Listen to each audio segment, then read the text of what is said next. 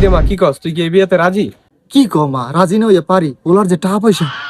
মা, তোর নাগের একটা লাং আছে, এবার এই ঝামেলা ঠামেলা করবি নি? কি যে কো মা, ওটা আমি দেখুন নি।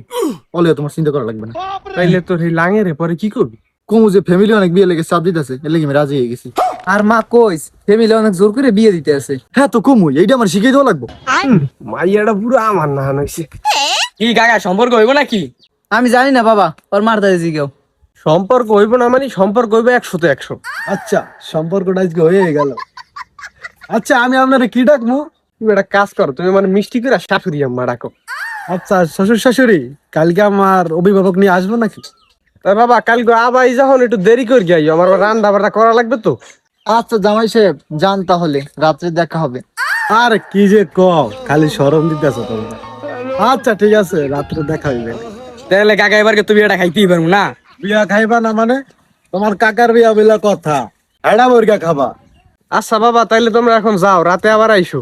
আচ্ছা যাই তাহলে, রাত্রে আবার দেখা হয়। টাটা। হ্যালো জান। হ্যাঁ বলো। আমার বাসা থেকে জোর করে বিয়ে দিয়ে দিতেছে। মানে তোমার লাগে রিলেশনটাকে আমার পক্ষে সম্ভব হচ্ছে না। তুমি ভালো থাকো, রাখি। আর আমার লাগে যোগাযোগ করার ট্রাই করো না।